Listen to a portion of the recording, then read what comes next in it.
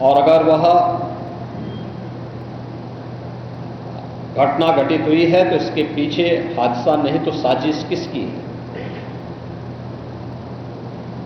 कौन इसके पीछे है, इन सभी पहलुओं को लेकर के राज्य सरकार ने तय किया है कि हम इसका एक जुडिशियल इंक्वायरी भी करवाएंगे। और जुडिशियल इंक्वायरी हाईकोर्ट के एक रिटायर्ड जज की अध्यक्षता में होगी, जिसमें प्रशासन और पुलिस के भी रिटायर्ड सीनियर अधिकारियों को रख करके इस पूरी घटना की तह में जाकर के जो भी इसके लिए दोषी होगा उन्हें इसकी सजा देना और इस प्रकार की घटना की पुनरावृत्ति न हो, इनके बारे में एक सुझाव और एक एसओपी उनके माध्यम से बनाई जा सके, जिसे आगे इस प्रकार के किसी भी बड़े आयोजन में लागू किया जा सके। यह हम लोग सुनिश्चित करेंगे। और मैंने यहां पर भी हाथरस में भी और सिकंदराबाद के घटनास्थल का मैंने दौरा किया, यद्यपि वहां काफी बारिश थी, और वहां जाकर के मैंने एक बार उसको देखने का प्रयास किया है।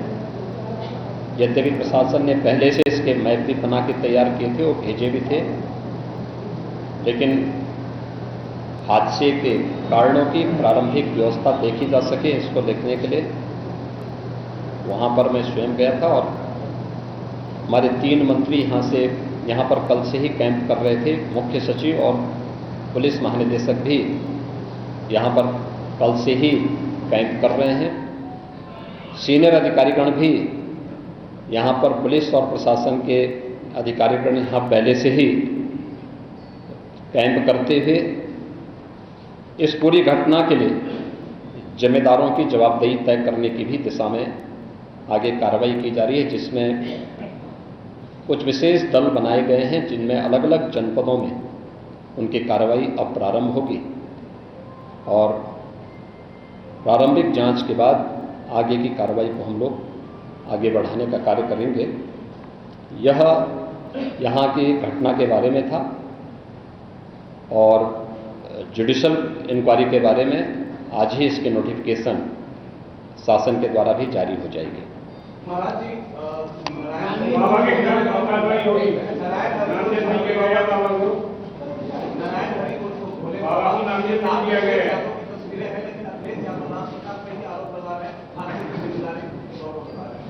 देखिए, कुछ लोगों की एक प्रवृत्ति होती है कि इस प्रकार के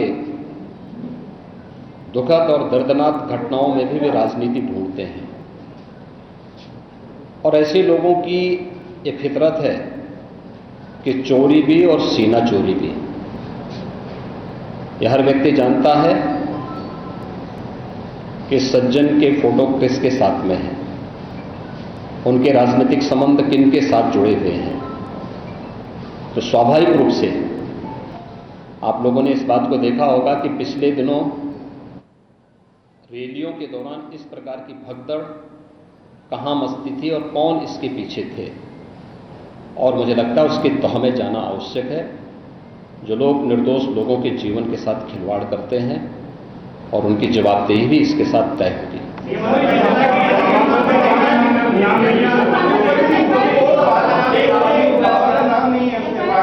दूसरी चीज आपने कहा कि ऐसे आयोजनों में प्रशासन को घुसने की इजाजत नहीं होती है, तो ऐसा क्यों होता है कि क्या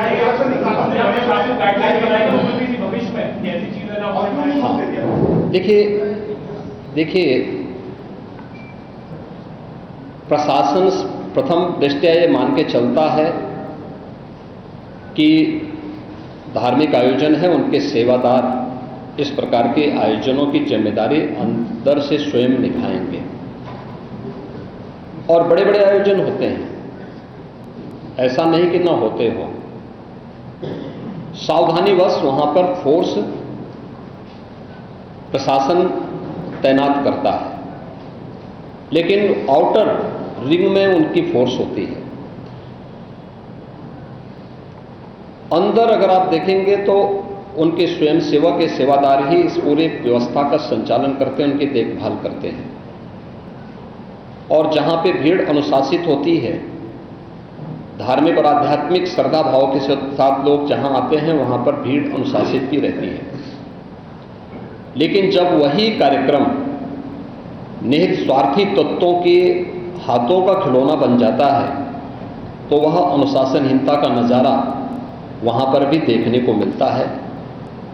और इसका शिकार अंततः वह निर्दोष व्यक्ति होता है जो धार्मिक श्रद्धा के साथ उस आयोजन में भागीदार बनता है, क्योंकि उसको तो साजिश के बारे में पता नहीं होता है और वह अपनी उस श्रद्धा भाव के साथ आता है।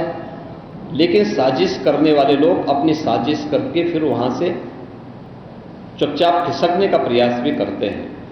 होना ये चाहिए था कि अगर हादसा था तो सेवादारों को वहां पर इस पूरी घटना को पहले तो अपनी व्यवस्था को सुदृढ़ करना चाहिए था, और अगर सुदृढ़ नहीं कर पा रहे थे तो प्रशासन का सपोर्ट लेकर के हादसे के शिकार लोगों को हॉस्पिटल पहुंचाने की व्यवस्था करनी चाहिए थी, उपचार की व्यवस्था करनी चाहिए थी।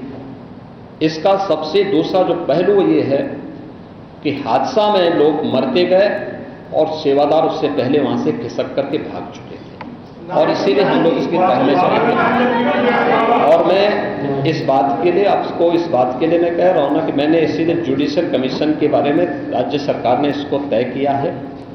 हम इसके तहत निष्कर्ष पर आएंगे और इस प्रकार के बड़े बड़े आयोजन हम लोग करते रहे हैं, लेकिन कहीं भी कोई इस प्रकार की चीजें नहीं आई है। और मुझे लगता है हम लोगों ने इस प्रकार के बड़े बड़े आयोजन हमेशा किए हैं, कुंभ जैसे बड़े आयोजन किए हैं, बड़े बड़े कार्यक्रम होते रहे हैं।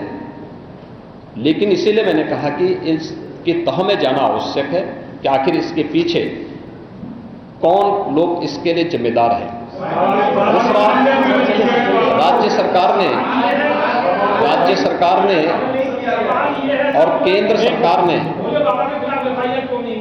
देखिए कि एफआईआर एप्लीकेशन परमिशन के लिए जिन लोगों ने दी थी, प्रथम दृष्टया पहले एफआईआर उनके खिलाफ होती है और इसके बाद फिर उसका दायरा बढ़ता है। ये सभी अन्य लोगों के दायरे में आएंगे, जो भी इसके लिए जिम्मेदार होंगे वे इसमें आएंगे। केंद्र और राज्य सरकार ने आर्थिक सहायता की भी घोषणा की है।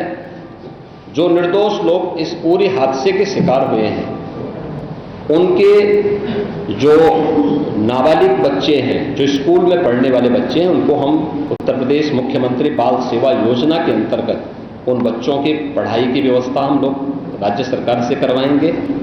उन्हें जिस भी स्कूल में पढ़ रहे होंगे, जिन भी संस्थाओं में पढ़ रहे होंगे, या उनके स्कॉलरशिप आदि की व्यवस्था के लिए भी राज्य सरकार ने तय किया है। और प्रत्येक मृतक के परिवारजन को भी केंद्र और राज्य सरकार मिलकर के 4 लाख रुपए की सहायता और गंभीर रूप से घायल व्यक्ति को 1 लाख रुपए की सहायता दे रही है। धन्यवाद।